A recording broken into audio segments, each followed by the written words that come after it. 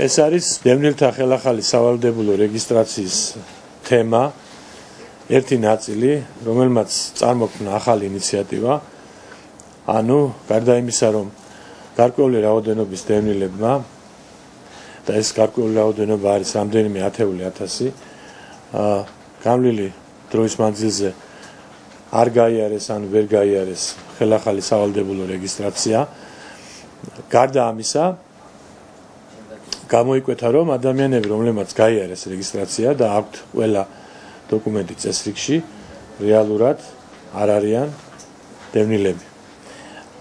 მათ რაოდენობა იმ ეგრეთ წოდებული დევნილებისა, რომელთა საკითხი ამ თვალსაზრისით არის კვლევაში, უკვე გადაცდა 1100 და აქედან 500-ზე მეტის ირგვლივ აი ამ პირადი დოკუმენტების გაცემის, ყალბი ცნობის ან და ყალბი პირადობის მოწმობის გაცემის თაობაზე საქმე გადაცემულია საქართველოს თავად პროკურატურაში.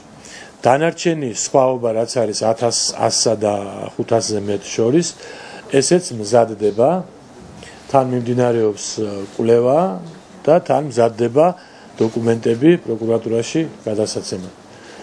მთლიანობაში რომ რეგისტრაციის საკითხზე ასე ვთქვათ სრულყოფილი პასუხი იყოს, გეტყვით რომ დარჩა რეგისტრაციის დასრულებამდე მიმდინარე კვირა და მომავალი კვირა, მხოლოდ მომავალი კვირის პარასკევს სრულდება რეგისტრაცია.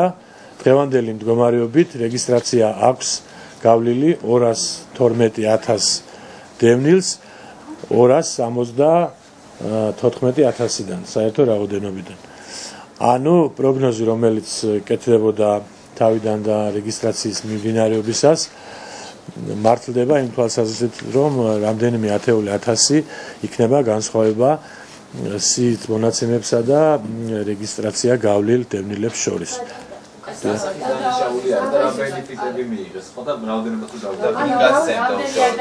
ანუ 1100 არის პროკურატურაში გაგზავნილი და 500 უკვე დაუმტკიცდა, რომ არა, 500 არის პროკურატურაში გაგზავნილი, 1100-ზე მეტი არის კვლევაში და მზადდება მათი ბენეფიტები მიიღეს ყველა კონკრეტულად თითოეულმა მათგანმა 30,000-მა დაუშვათ რა ბენეფიტი მიიღო, კონკრეტულად ძნელი სათქმელია, თუმცა როგორც წესი ყველა მიიღო დევნილის შემწეობა.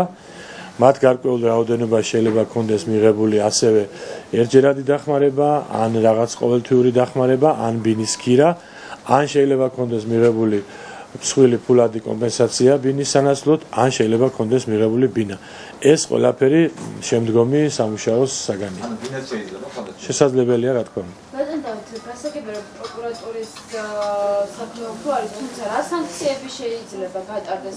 მესმის რომ პირდაპირ თქვენ არ გეხებათ ეს კითხვა, მაგრამ იმ ადამიანებს, ვისაც დაუმტკიცდებათ, რომ არ არიან დევნილები და მაინც აქვს რეგისტრაცია გავლილი და მიღებული რაღაცა დახმარება. აი რა სანქცია შეიძლება დაგისვათ, იგივე პატიმრობა თუ ჩამოიტანა? პატიმრობა ის ეკისრება იმ ადამიანს, რომელმაც გაიარა თუ მის რეგისტრაციაში გაატარა. გეტყვით. ესე იგი, სულ მალე ძალაში შევა ამნისტია, იმის თაობაზე საერთოდ სამოქალაქო აქტების ყალბი გაცემების საფუძველზე გაცემული სამოქალაქო აქტების თაობაზე, ვინც ნებაყოფილობით განაცხადებს, მათ შეეხებათ ეს ამნისტია.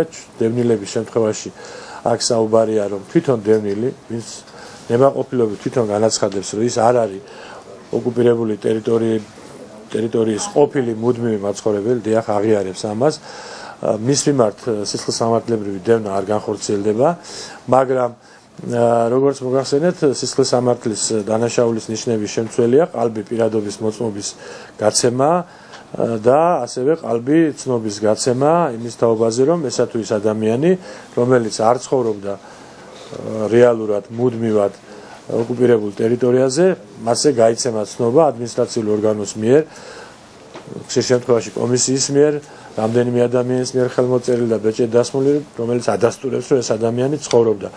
ამავე დროს ამჟამად იუსტიციის სამინისტროს ორგანოებია პირადობის მოწმობის გამცემი, თუმცა სხვადასხვა დროს ეს სხვადასხვანაირად იყო შინაგან საქმეთა ორგანოები გასცემდნენ, მაგრამ ვინც ამას გასცემს, თუ იქ სიყალბეა, ეს რა თქმა უნდა სერიოზული დანაშაულია, რომელსაც შემდეგ მოყვება ფინანსური ზარალი მიყენებული სახელმწიფოსადმი. ანუ მცირეა ეს თუ დიდი ოდენობით არის ამ ადამიანებმა რაღაც სარგებელი სახელმწიფოსგან მიიღეს ამ ყალბი დოკუმენტების საფუძველზე. ამ სარგებლის მასშტაბი შეიძლება იყოს სხვადასხვა, რომელზედაც მე უკვე გითხარი. ბატონო დავით, თქვენ როდესაც ახალი საკანონმდებლო პროექტი წარადგინეთ პარლამენტში ოკუპირებული ტერიტორიებიდან დევნილების შესახებ, იქ საკომიტეტო განხილვასაც ასეთი რაღაც თქვით, რომ პირვანდელი ვერსია, რომელიც შეიტანა თქვენმა სამინისტრომ, ანუ მთავრობა განიხილავდა და ფინანსთა სამინისტროს ფარგლებში, ხადურის უწყება არ დაგეთანხმათ სოციალურ ინიციატივებთან დაკავშირებით და მიიღეთ უარყოფითი დასკვნა იმ წინადადებებზე, რაც წარადგინეთ თქვენ ფინანსთა სამინისტროს. კონკრეტულად რაში მდგომარეობდა ასე ვთქვათ ეს პოზიციების აწმენა, რა თქვენ რას თავაზობთ ხადურს და ის რაზე არ წამოვიდა? ну აქ მე მგონი გვარით მოხსენება ამათი ხელმძღვანელის არასწორია, დიახ, ეს არის ჩვეულებრივი პროცესი იმისა, რომ ზოგადად ინიციატივა ჯერ განიხილება ვიდრე შევიდოდეს მთავრობაზე გასახილულად, მანამდე აუცილებელია რომ ესე იგი სამინისტროებმა მისცენ თანხმობა ამ ინიციატივას ან გააკეთონ შენიშვნები, რომელთა ზოგ შემთხვევაში ხდება გათვალისწინება, ზოგ შემთხვევაში არ ხდება. ერთ სიტყვით პროცედურულად წინა პერიოდი არის ასეთი, ვიდრე შევიდოდეს, რომ იხილება სამინისტროებს შორის. ჩვენ გვქონდა სურვილი, მართალი ბრძანეთ თქვენ, რომ სოციალური ინიციატივა ვთქვათ, უფრო სოციალურად და ფინანსურად უფრო უზრუნველყოფილი ყოფილიყო ეს კანონი, მაგრამ მთლიანობაში 60 მილიონამდე ლარის წლიურ დანამატს ითხოვდა იმ პირობებში, როდესაც 90 მილიონი ისედაც არსებობს ეს ხარჯი დღევანდელი მდგომარეობით სოციალური ასე ვთქვათ შემწეობიდან გამომდინარე ვიდრე 28 ლარი გაიცემა წლიური ხარჯი დაახლოებით 90 მილიონს აღწევს სახელმწიფოსათვის. ხო, დევნილთა ინიციატივა, რომელიც არ იქნა მოწონებული, მე ასე ვიტყოდი, ეს იყო იმ ნაწილში, რომ გულისხმობდა დევნილის შემწეობის და სოციალური დახმარების ერთდროულად მიღებას იმ დევნილებისათვის, რომლებიც არიან სიღარიბის ზღვარს მიღმა.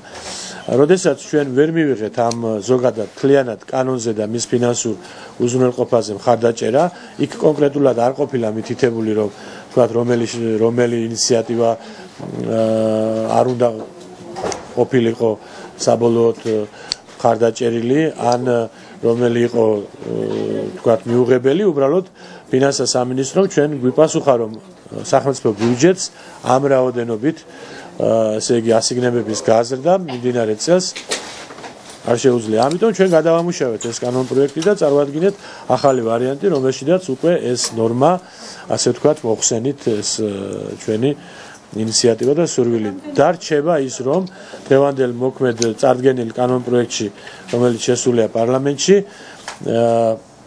სოციალურად სიღარიბის ზღვარს მიღმა მყოფი დევნილები ირჩევენ, ისინი ანიღებენ სოციალურ დახმარებას, ან იღებენ დევნილის შემწეობას.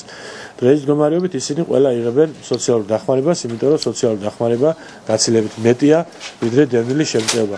როდესაც ძალაში შევა კანონი დევნილის შემწეობის 45 ლარამდე გაზრდის შემთხვევაში, მრავალსულიანი ოჯახებისთვის შეიძლება უფრო მისაღები იქნეს დევნილის შემწეობის აღება.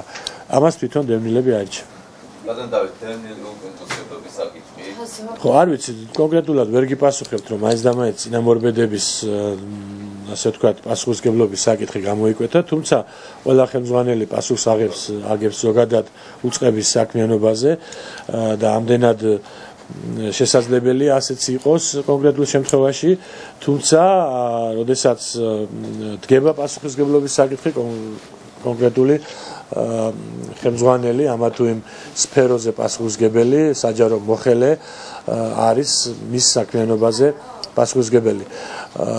დევნილის სტატუსის მინიჭება და დევნილის მოწმობის გაცემა ექვემდებარება გარკვეულ წესს. ამისათვის აუცილებელია, რომ ადამიანი, რომელიც აცხადებს სურვილს, რომ მიიღოს ეს სტატუსი, რომ წარადგინოს პირადობის მოწმობა, რომელშიც აღნიშნულია, რომ ის იმ ოკუპირებული ტერიტორიიდან არის და იქ იყო თავის დროზე გაცემული და მეორე როგორც გითხარით, ცნობა გაცემული ტერიტორიული ორგანოს მიერ, ჩვენ შემთხვევაში ეს კომისიური წესით არის. ასეთი დოკუმენტების წარდგენის შემდეგ უკვე აბარებს ინტერვიუს დამატებით სულველი და თუ ყველაფერი წესრიგშია, მაშინ მას ენიჭება სტატუსი. მაგრამ სამინისტროს, დევნილთა სამინისტროს თანამშრომელს ან ხელმძღვანელს ამ შემთხვევაში კვლევა იმისა, რომ ცნობა სწორად იყო გაცემული კანონიერად თუ არაკანონიერად, ან პირადობის მოწყობა არ ევალება, რა თქმა უნდა. თუმცა როცა ჩვენ გამოვავლინეთ ეს ფაქტები, მივეცით ცდელობა და ეს დოკუმენტები წავიდა სამართალდამცავ ორგანოებში. იქ გამოიკვეთება ვისი პასუხისმგებლობა. ეს არ არის ერთადერთი დარღვევა, ხომ? მანამდე იყო დასაწყობებული დახმარებებთან დაკავშირებით ფაქტები, რაღაც ძიებად დაკავშირებით დასაწყობებით. თქვენ როგორც უწდების ამჟამად ხელმძღვანელს, გაქვთ თუ არა კითხვები, გიჩნდება თუ არა კითხვები იგივე ყობას უბედიანის მისამართით? არა, მე ეს კითხვები რა თქმა უნდა მაქვს და ეს არაერთხელ დამიფიქსირებია, მე ამას არ გავქცევი ვარ, არ მოვრიდები ვარ არასოდეს. თუმცა ასევე გულის ტკივილით არაერთხელ აღმინიშნავს, რომ უკვე წელიწადი გახდა ჩვენ პირველი საქმე გადავეცით გასული წლის 26 დეკემბერს მთავარ პროკურატურას. ეს იყო ზუსტად რაც თქვენ ბრძანეთ ის საქმე, ესე იგი მატერიალური ფასეულობების დანაკლისის თაობაზე, რომელიც შეძენილი იყო 2008 წლის სახელმწიფო ბიუჯეტის სახსრებით დევნილთათვის, რომელიც შემდეგ აღმოჩნდა დასაწყობებული თბილისში და კიდევ სხვა 8 საერთოდ საქართველოს მასშტაბით 8 სხვადასხვა საწყობში. მათგან რამდენიმე დღესაც დალუქულია იმის გამო, რომ ძიებას არ მოუწია ჩვენთვის უფლება, რომ გავსცეთ 5-ზე, რომელიც თბილისში იყო, მოგვეცა უფლება და ამ საყოფაცხოვრებო საგნების და ნივთების უმეტესი ნაწილი ჩვენ დავარიგეთ დევნილებზე. თუმცა ქუთაისში, გორში, ბოლნისში საწყობები ჯერ კიდევ დალუქულია და ეს ასე ვთქვათ სიკეთეები იქ დევს ისევე როგორც იდო მანამდე და დევნილებამდე ვერ მივიდა. აქ რა თქმა უნდა აშკარა სისხლის სამართლის დანაშაულის ნიშნები გააქტიურდა, მე შემიძლია ვთქვა ბოლო პერიოდში გამოძიება, შემიძლია ვივარაუდო, ვიმჟელო იმით, რომ ჩვენ მივიღეთ ოფიციალური შეტყობინება იმის თაობაზე, რომ რამდენიმე საქმე გაერთიანდა როგორც სამოხელეო დანაშაულის ნიშნების შემცველი და იმედი გვაქვს, რომ მალე იქნება შედეგი, რომელსაც ელოდებიან დევნილებიც და საზოგადოება ზოგადად.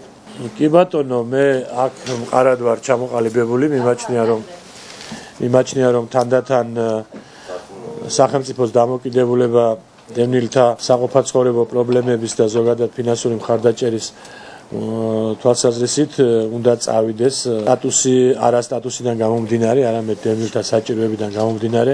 ანუ დღემდე სახელმწიფოს დახმარებას იღებს ყველა ადამიანი, ვისაც აქვს დევნილის სტატუსი. დევნილის სტატუსის მატარებელი ვარ მეც, იმიტომ რომ ვარ დევნილი და დღემდე მეც მერიცხება 28 ლარი დევნილის შემწეობა. ასევე ერიცხება ჩემს მოადგილეებს და ძალიან მრავალ მაღალი თანამდებობის. ხო, კანონი ასე ითვალისწინებს და შესაბამისად ხორციელდება. და ამ კანონში ცვლილებაზეა საუბარი, ჩვენი ინიციატივა ახალი კანონი პროექტი გულისხმობს, რომ სხვა ცვლილებებთან ერთად განხორციელდეს ამ თვალსაზრისითაც ცვლილება და გამოთავისუფლებული თანხა განხილული იქნეს როგორც რესურსი დევნილთა შემწეობის მუდმივი ზრდისა. და ეს არ უნდა ხდებოდეს ჩემის აზრით 10 წელიწადში ან 15 წელიწადში ერთხელ. რამდენადაც შესაძლებელია, რომ რამდენჯერაც შესაძლებელია, დაუშვათ ეხლა 1 მარტიდან თუ შევა ძალაში და ალბათ შევა 45 ლარიანი შემწეობა, მომავალი წლის ბოლოს ისევ შეიძლება იქნეს განხილული, თქვათ მისი ზრდა 50 ლარამდე, ან უფრო მეტიც თუ იქნება შესაძლებელი, მაგრამ არა ყველასთვის, არა იმათთვის, ვინც საჭიროებს და არ საჭიროებს, არამედ მათთვის, ვინც ამას ძალიან საჭიროებს. და ეხლა დღეს აქ მოსვლამდე ვკითხულობდი დღევანდელ რეზონანსს აქვს დანამატი სინერგია, რომელშიც არის ამის თაობაზე ძალიან ვრცელი სტატია და ფართო მსჯელობა.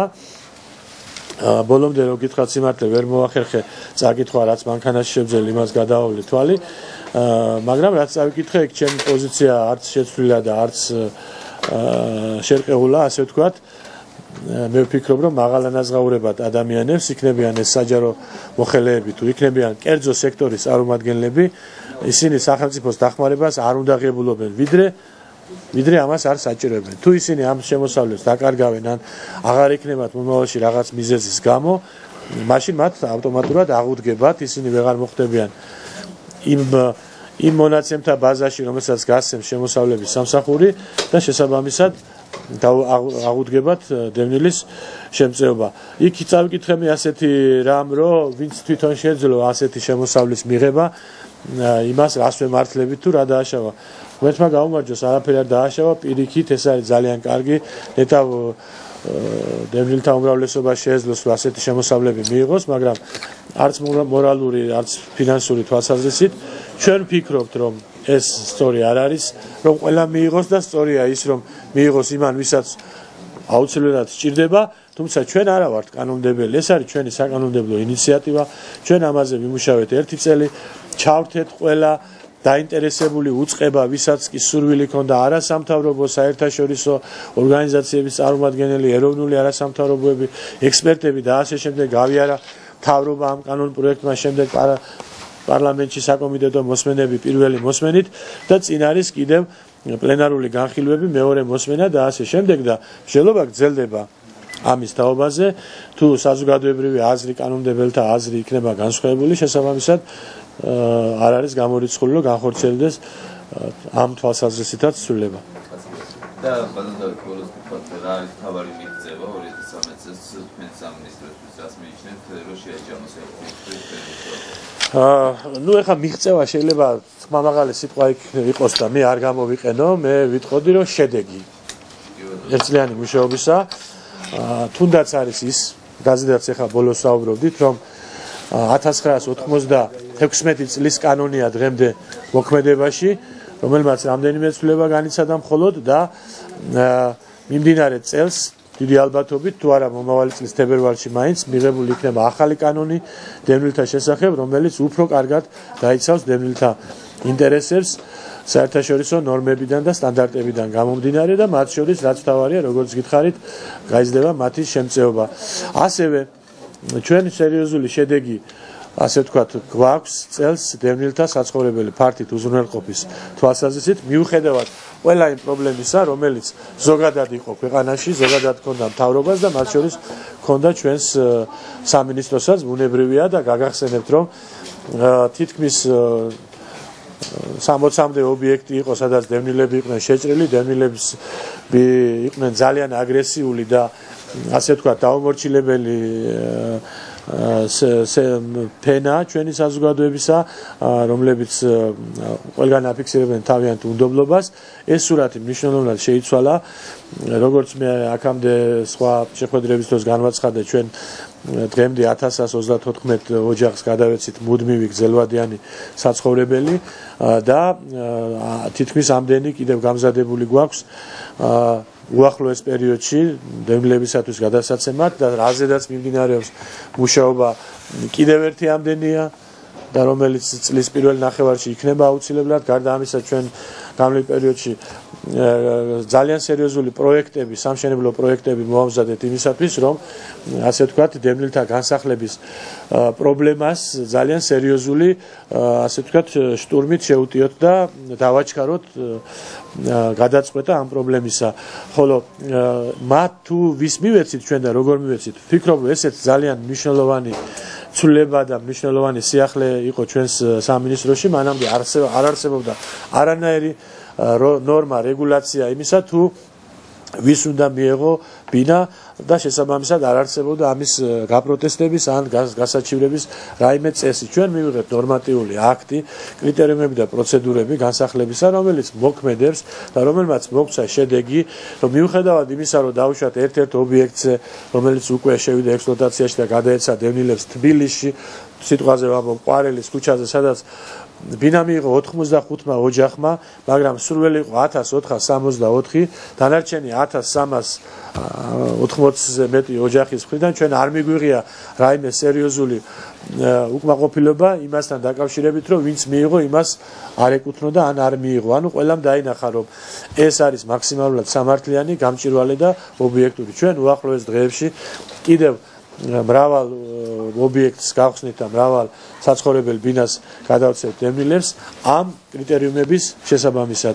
გარდა ამისა, ზოგადად სამინისტროს ხშირად განიხილავენ როგორც მხოლოდ დევნილთა სამინისტროს, მაგრამ ამის გარდა ჩვენ უამრავი სერიოზული გამოწვევა და პრობლემა გვაქვს და სერიოზულ სფეროებს ვემსახურებით და მათ შორის ლტოლვილებს და ლტოლვილთა პროგრამებს, აქაც არის სერიოზული შედეგები. ჩვენ გვაქვს ეკომიგრაციის ვალდებულება და ეკომიგრანტებთან ურთიერთობების და მიმდინარე წელს მიუხედავად ყველაფრისა ჩვენ უკვე მოახერხეთ 40-მდე საცხოვრებელი სახლის შეძენა. აქაც მოუწესრიგებელი იყო და აქაც კრიტერიუმების მიხედვით მოხდება ამ საცხოვრებელი სახლების განაწილება. დღემდე არ არსებობს კანონი ეკომიგრაციის შესახებ ქვეყანაში და ამ კანონზე ჩვენ მუშაობთ ძალიან ინტენსიურად. შემიძლია გითხრათ, რომ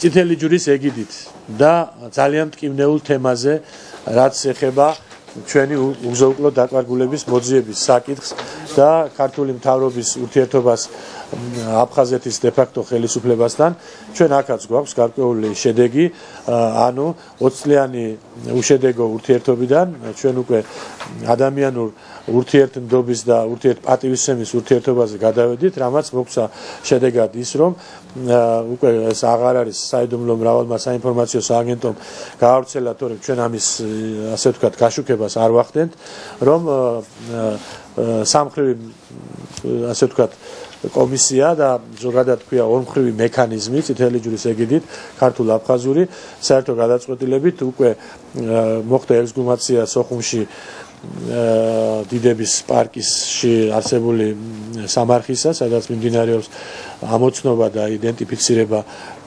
გარდაცვლილებისა და არ არის გამორიცხული ქართველები იქნენ, ასევე და უახლოეს მომავალში ასევე დაიწყება ბაბუშერას სამარხის ექსგუმაცია. ეს ცნობილი ფაქტია თქვენთვის და საზოგადოებისთვის, რომ ავადხსენებულ დღეს ომის დროს ჩამოვარდა თვითმფრინავი, სადაც ჩვენი ჩამოაგდეს, სადაც ჩვენი თანამემამულე მებრძოლები იყვნენ და ჩვენ იქ ვარაუდობთ, რომ 58 ქართველი მეომრის ცხედარი არის, რომელთა გადმოსვენება უნდა მოხდეს მომავალი წლის პირველ ნახევარში და შემდეგ მათი ექსგუმაცია, იდენტიფიკაცია. გარდა ამის, გარდა დნმ-ის ანალიზის აღება და შედარება და იდენტიფიკაცია. გარდა ამისა, ჩვენ მუშაობთ მაჰმადიანი მესხების რეპატრიაციის საკითხებზე და აქაც ევროსაბჭოს ვალდებულებებთან მიმართებით გვაქვს შედეგები ისე, რომ არ ვიმსახურებთ არანაირ კრიტიკას. ჩვენ მუშაობთ ოკუპირებულ ტერიტორიაზე დარჩენილი ქონების რესტიტუციის საკითხებზე და ასე შემდეგ. ამ ყველა საკითხზე უფრო დეტალური და დაწვრილებითი წლიური შედეგების პრეზენტაცია ჩვენ გვექნება დღეს სწორს 23 დეკემბერს და თუ თქვენ გექნებათ სურვილი და მობრძანდებით თითოეულ ამ თემაზე უფრო დაწვრილებით, უფრო ციფრებში და უფრო მონაცემებში მეც ვისაუბრებ და მე თქვენს შეკითხვებზედაც გავცემ პასუხს.